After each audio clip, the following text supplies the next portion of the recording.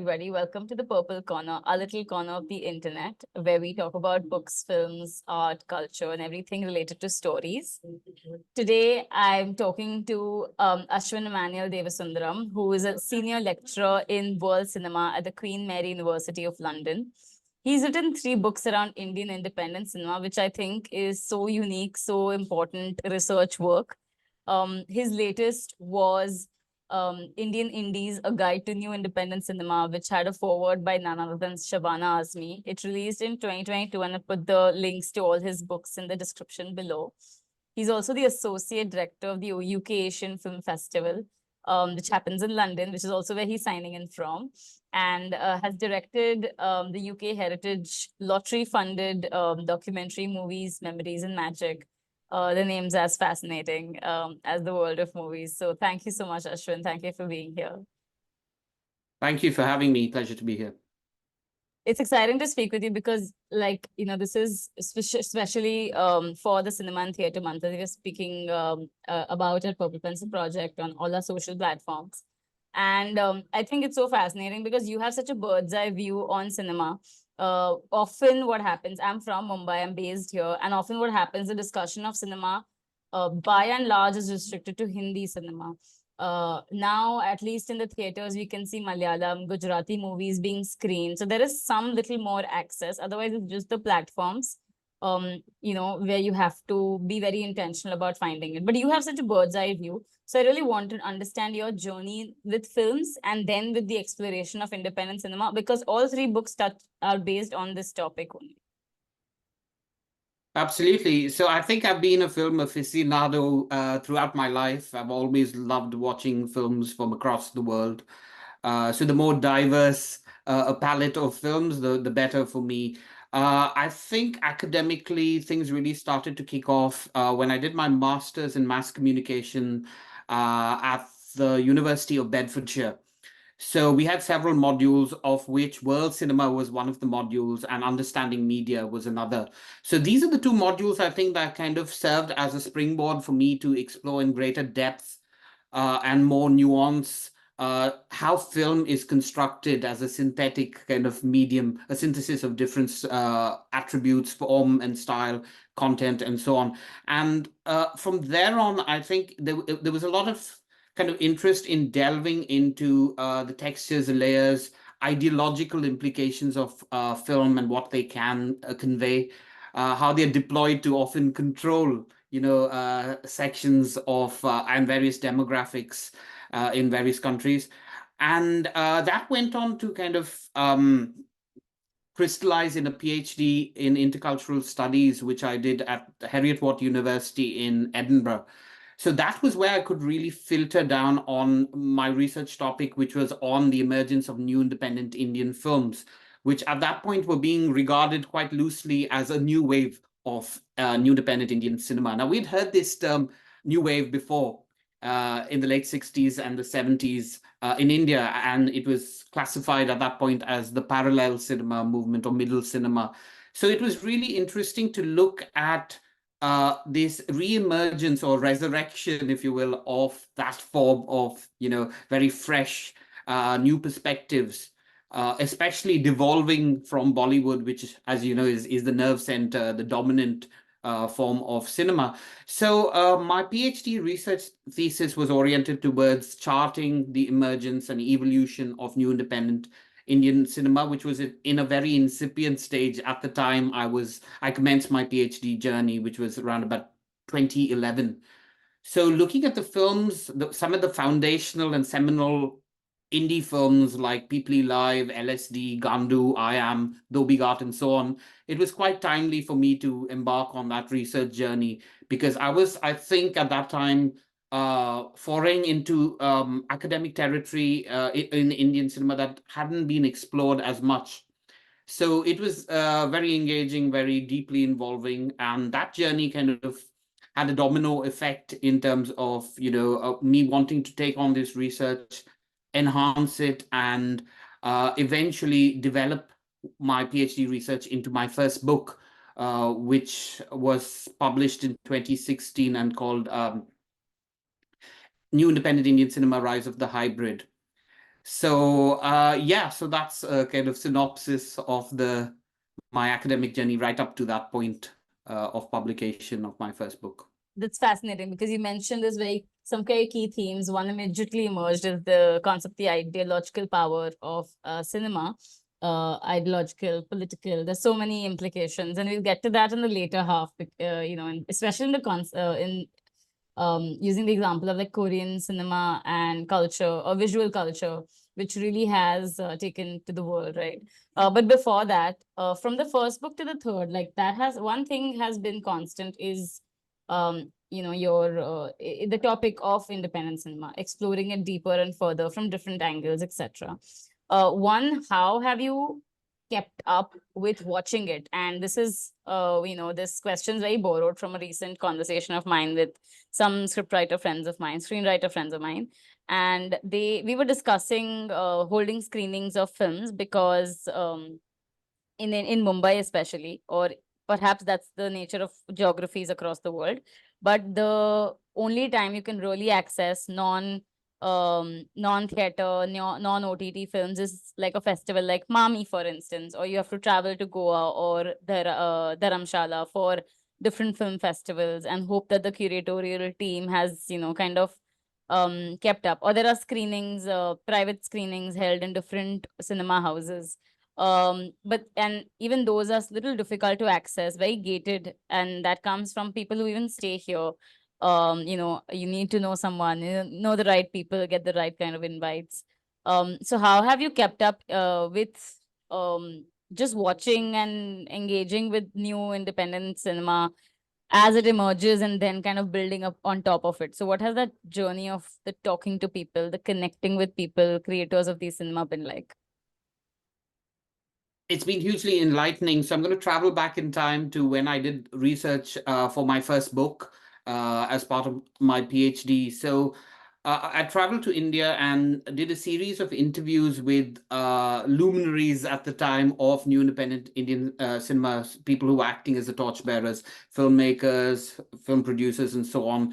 So these interviews were conducted in 4 cities by and large, but mainly focusing on New Delhi, Mumbai, Bangalore, and a few other cities. I spoke to people like Kiran Rao, Onir, Q, Amit Bashir, people who were making films that were really pushing the boundaries of the conventional paradigm of Indian cinema, both in terms of visual aesthetic style, being more experimental, but also working with storylines that were slightly left of field, very unconventional content, even controversial content.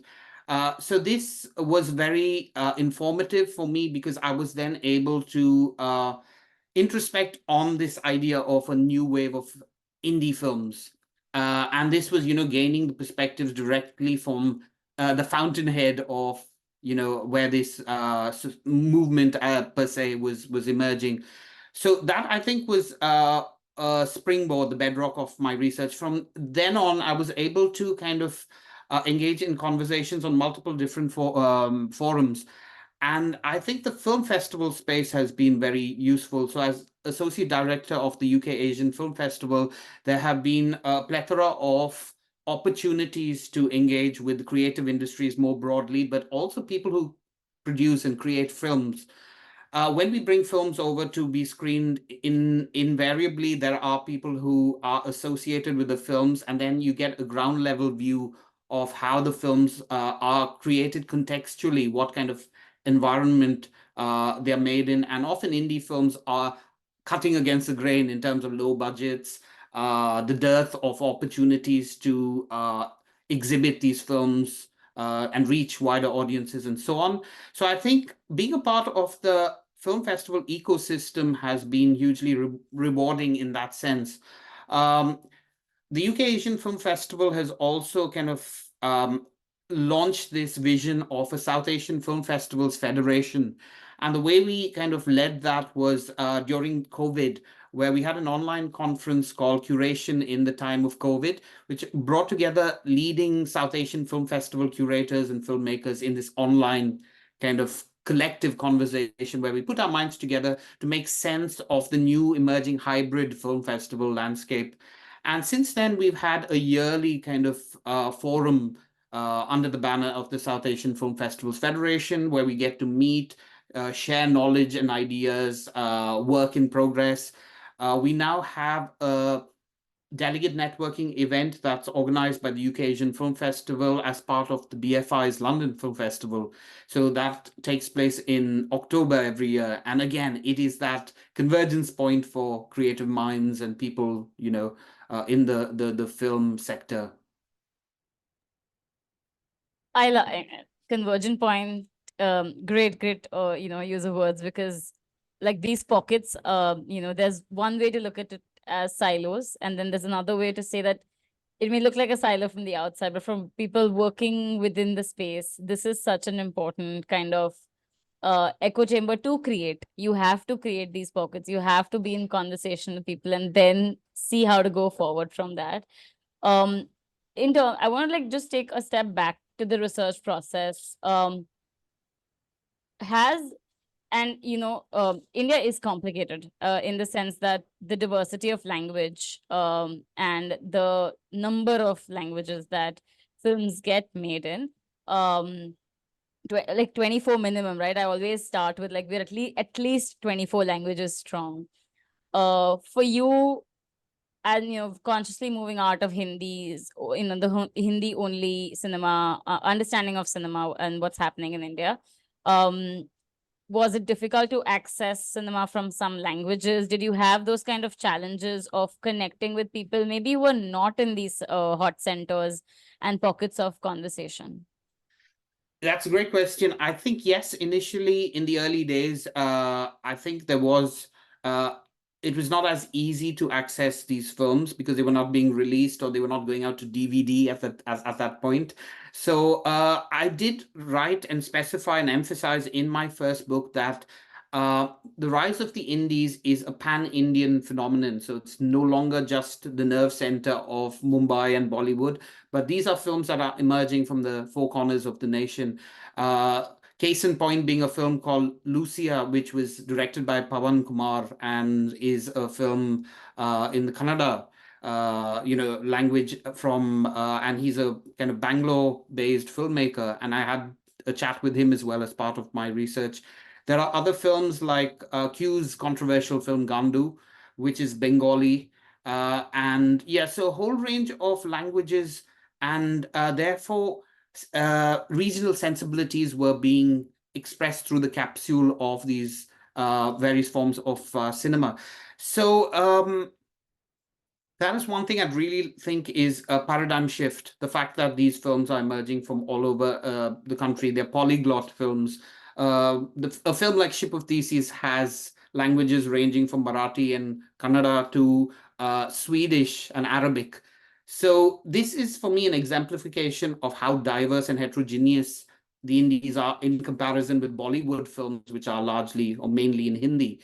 So that was one of the things. But I think another game changer has been the entry of streaming platforms, digital streaming platforms like Netflix and Amazon Prime to the Indian market, because they've kind of filled in the vacuum of an absent infrastructure for the proliferation of independent Indian films. So a lot of independent filmmakers are making a beeline towards these streaming platforms or OTT platforms. And it's not just obviously the big global streaming platforms, Netflix and Amazon Prime, but there's an abundance of local and regional OTT platforms as well. So I think there are new avenues and opportunities. And one of the things that I can see from my perspective as an educator in my lectures, I run a module on new independent Indian cinema for undergraduates, which I think is quite unique in that sense because it focuses on the Indies. In the past, I used to really struggle to procure DVDs for the university library and encourage students to watch them. But now practically all of the films on the module are available online through some streaming platform or the other.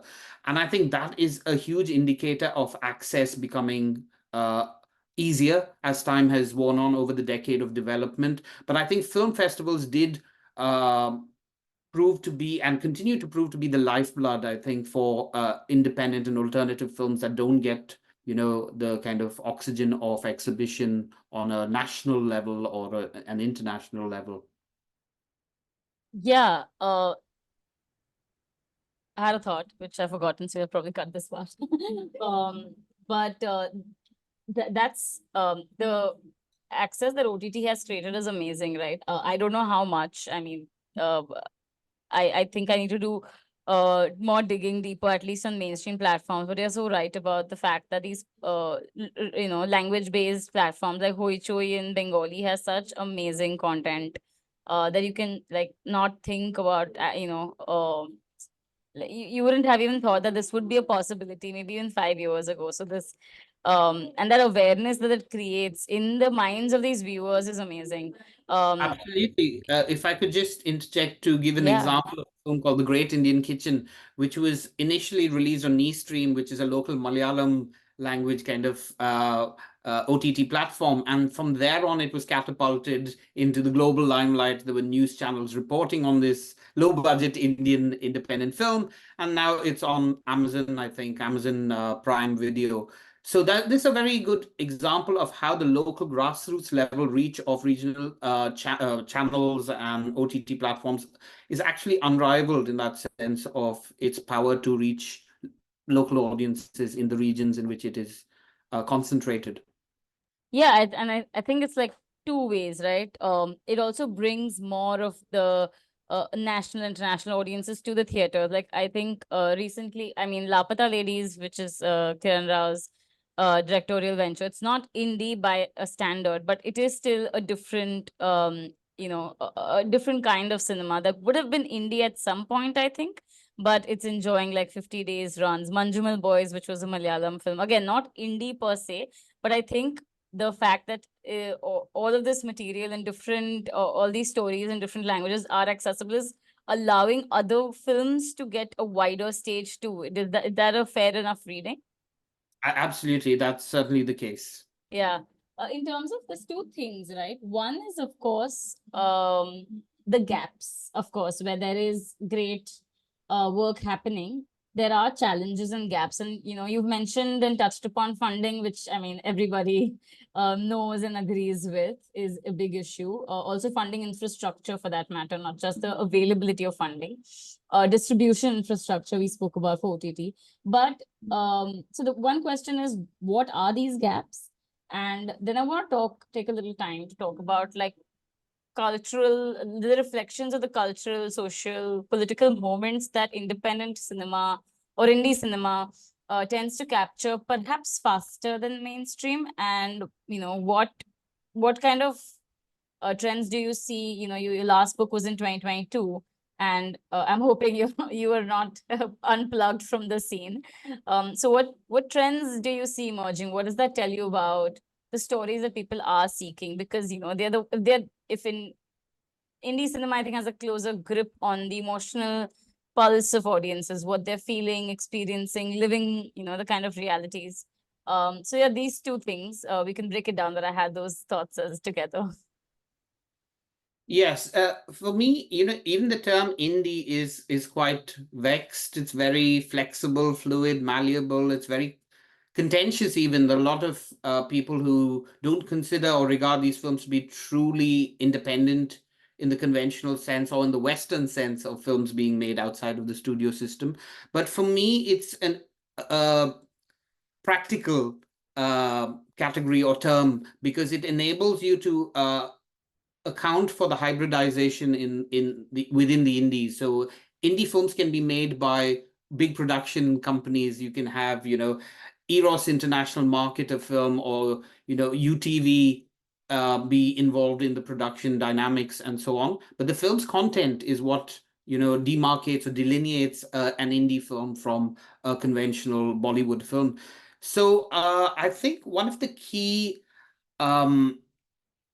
elements that has changed over the 10 years is the sheer number, the output of the indie films. Now, we get submissions for the UK Asian Film Festivals, and we've been really astounded at the number of films that we receive every year. And this is reflective of the number of independent films or films with indie sensibilities being made. And that is a key indicator that the indie films are the future torchbearers of Indian cinema. So this is the space that I think is really evolving, vibrant, dynamic, and is going to shape the future direction of travel. So in this regard, you asked about the opportunities for exhibition and distribution and funding and so on. So I think one of the root problems in relation to alternative or indie cinemas in India across time has been distribution. So films get made, but then its proliferation is curtailed for whatever reasons. And I think that's where the infrastructural lack brings to bear on this question.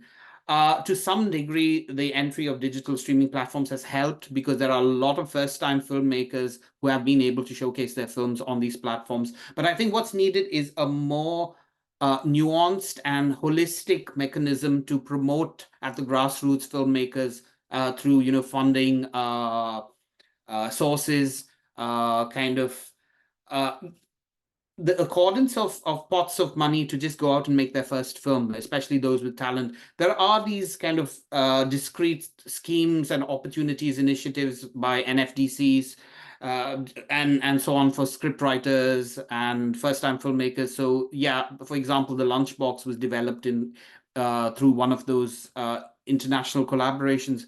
But not everybody is able to avail of these international co-production mechanisms, and it's the lack of let's say, egalitarian opportunity that I think stands out. But that said, on the flip side, the advent of digital, easily accessible digital technology, anyone can go and purchase a digital camera and, edit a film even at home. So I think that has democratized the filmmaking process. In relation to how the films are distributed, I think there are, the film festivals still play a hugely important role, but also film societies and film clubs at the local level are very useful. So I've written a paper quite recently, an article about the role of film societies in flying the flag for films that you don't ordinarily watch or access in let's say multiplex cinemas, but also very ad hoc student-led screenings of films that have been banned or denied a certificate of release. For me, the incursions of state censorship is the most clear and present obstacle for the new independent Indian films, because as we know, they embrace content that's politically and socially controversial, unlike Bollywood, which is more kind of commercial and entertainment based. So the increasing kind of clampdown on freedom of expression through all artistic kind of forms of expression is, I think, one of the things that the indie filmmakers will need to kind of bear in mind. How can they circumvent in a very innovative or inventive way some of these barriers that are being placed by ruling regimes to their free expression? Yeah, and just to connect this to, you are a lecturer of world cinema. So this, my sense is this can't be just a regional phenomenon. And by region, I mean the regions of global, at the global scale, right? Not within India, but India as a region of the world itself. Do you see that these trends are reflective, with technology, with globalization, that these trends tend to be more homogeneous across the world? Or is it still something that, trends like circumventing,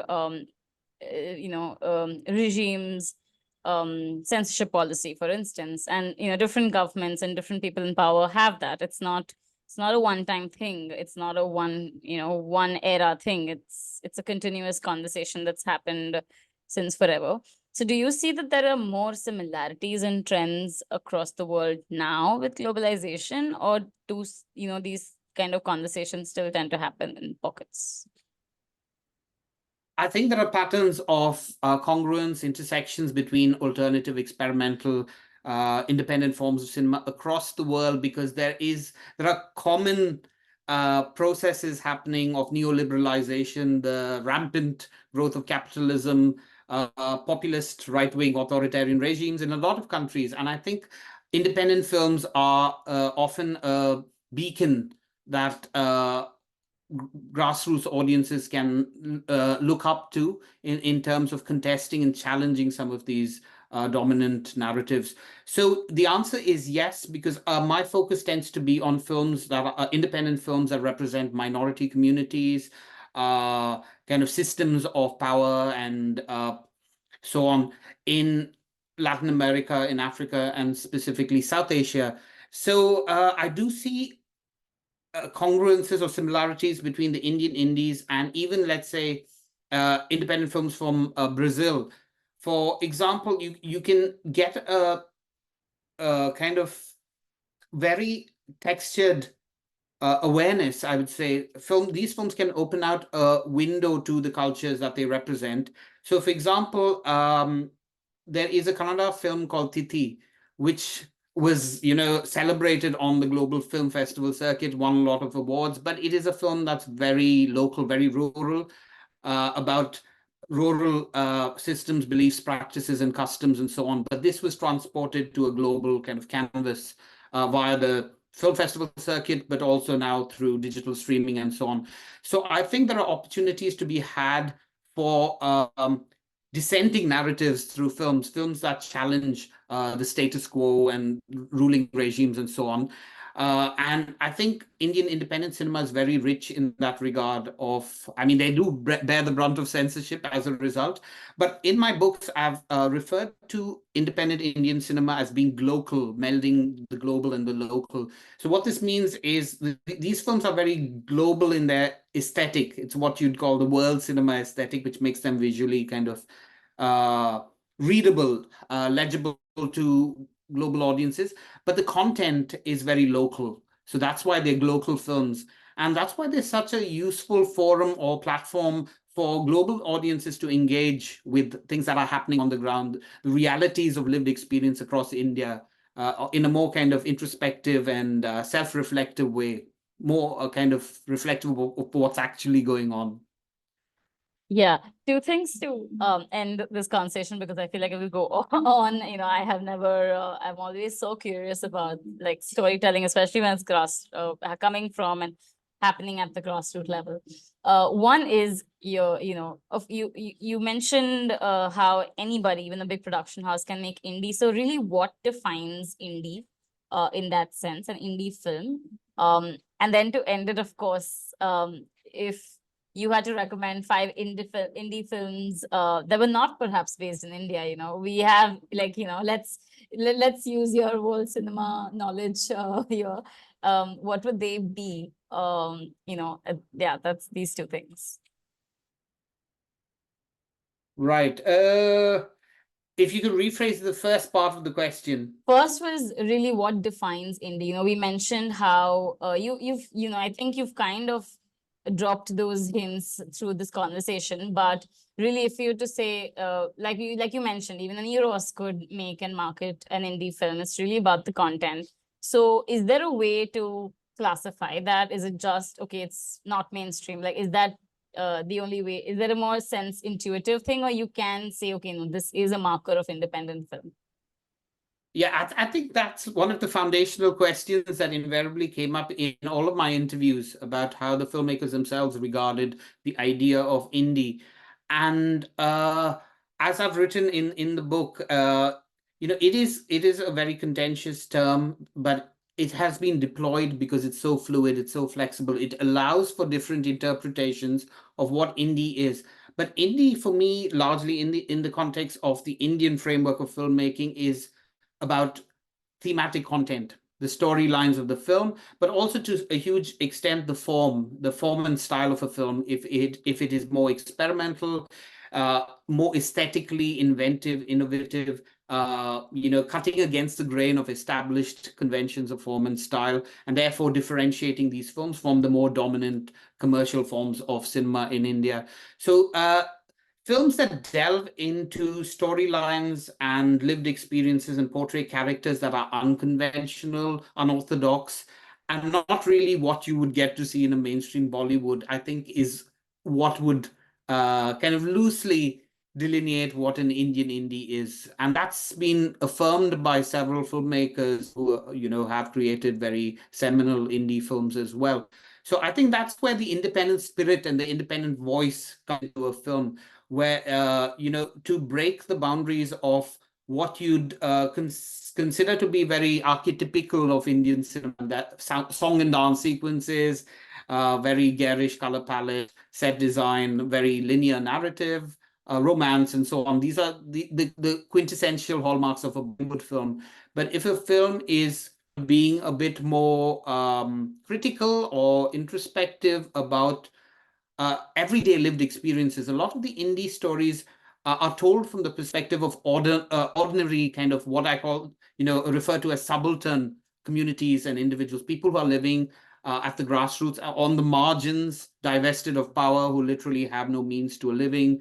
And several powerful indie stories, like even Peeply Life, for example, is narrated through the perspective of Natha, who is an indentured kind of, he eventually becomes an indentured laborer, but he's a farmer contemplating suicide in the rural heartland of India. So these are the people and communities that the indies spotlight. They don't represent, the more affluent sections of Indian society. And I think that's very key to what makes an Indian indie and independent, kind of have an independent ethos.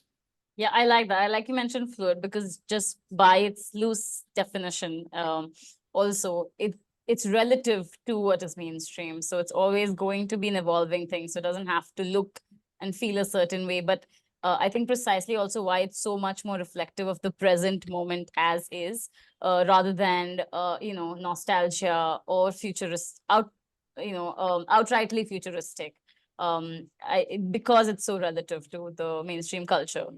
Certainly. And it's not about creating a simplistic binary between Bollywood and the Indies. That's certainly not the case. We're seeing more and more of a hybridization.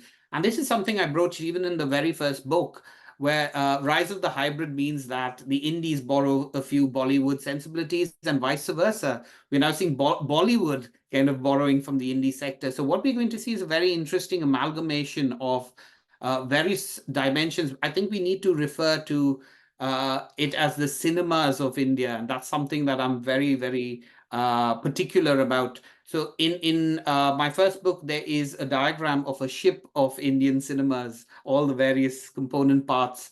I think you said earlier when we started this conversation, we're more than the sum of all of our parts. And as Anand Gandhi's film Ship of Theseus, which is one of the films I would certainly recommend as one of the key monumental philosophical films to come out of the Indian film sector.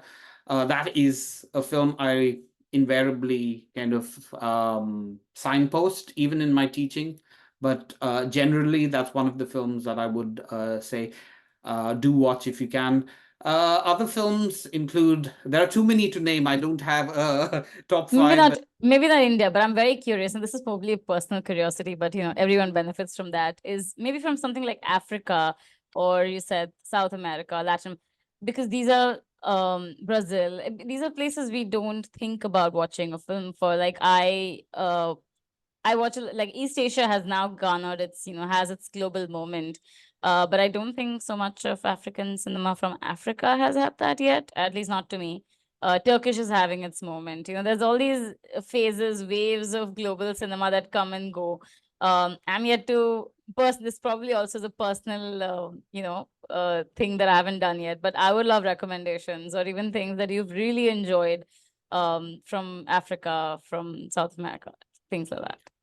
Yeah, South America in particular, because that is the nerve center where the third cinema movement came from in 1969. There was a third cinema manifesto that was written for proposing a more radical and revolutionary form of cinema. And I think that was hugely influential for across the world, including in India. You see shades of it in the parallel cinema movement in India, which drew from that's fascinating. Yeah. So Bacurau is a film that I would recommend, which is quite easily accessible now, but it's a film from Brazil, and it's set in a remote village. It's about a very assorted group of individuals who comprise the villagers. They're a community, a collective, and their space is invaded by white Westerners of, no real description as such, but they're there to hunt down the locals, for sport. And the villagers they get together as a collective and they mobilize in this resistance against the invaders. So it's an allegory of colonization using sci-fi sensibilities. And I think it's a film that really speaks to the rise of populism, authoritarianism, and how people can band together to oppose and challenge these regimes. So Bacurau is one of the films I would recommend. From the continent of Africa, there's a Kenyan film called Rafiki. It's about two young women who meet each other and engage in a lesbian romance. And obviously, in Kenya legislation, there is still the prevalence of an archaic British colonial law that outlaws homosexuality. So inevitably there's a backlash, but it's a hugely upbeat film because it uses a very rich color palette, which the filmmaker calls Afro bubblegum. So it's very rich colors. It's a very positive and optimistic portrayal of same-sex intimacy, same-sex love. And I think that is one of the key films that has emerged from the continent. But again, there's a lot of new, dynamic, and exciting work coming out of places like Senegal, especially because, again, rich heritage of people like Ousmane Sembène and Mambeti. These are auteurs who have made films like, are, I suppose, equivalents of Satyajit Ray and Hrithik Ghatak in an Indian context. But films like Atlantics, which, again, is set in Senegal, it's about not just impoverishment, but people facing a mixture of social circumstances and personal circumstances that drive them to seek better lives elsewhere. And it speaks to, mass mobilization of people taking these perilous journeys across the Mediterranean in boats to reach Europe and so on. But Atlantics is a very revealing film, I think, because it's told from the perspective of young people who are facing these very existential problems and issues. So yeah, these are some of the examples that off the top of my head, and very quite recent films, I would say, which are quite easily accessible online. Yeah. I think that sorts my viewing, weekend viewing. Thank you so much. This has been such a fascinating. I come from academia, so for me, understanding pop culture and not just pop culture, but more visual mass cultures of storytelling from that lens, giving it that groundedness of understanding, is a I love it. It's an indulgence. It's such a happy thing, and you're so lucky you get to watch all this wonderful stuff as part of like literally, life and work.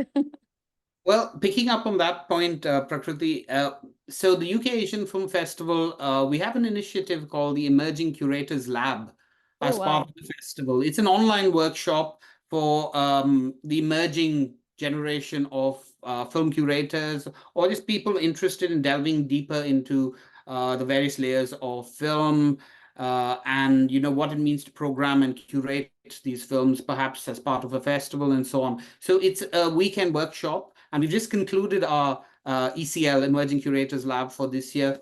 The UK Asian Film Festival this year runs from the 2nd to the 12th of May. Oh, So we are okay. right on the threshold of the Wow! festival. Thank you for taking the time while you're literally. Sure. Yeah, so this is the Curators Lab is open to anybody because it's held online. You can apply to join the Curators Lab each year. We do a call out. And this year we had participants from Kenya, Bangladesh, Canada, India, Oh wow! the UK, and Lithuania. So truly international. So Wow! it's something that I'd like to spotlight here during this conversation in case Absolutely. it reaches out to anybody in India who'd like to kind of apply to attend for next year's ECL 2025. Absolutely. And I really think it's beginning to look like the UK Film Festival for the Global South, given how much diversity it's, attracting and bringing in. But that's an amazing initiative. I love that. I will talk to you more about the film festival itself, but this has been an amazing conversation. We will be releasing it on YouTube, transcribing it for the website, and you can catch it on all our Instagram channels through this month. Thank you, Ashvin. Thank you so much for taking the time out. Fantastic. Thank you.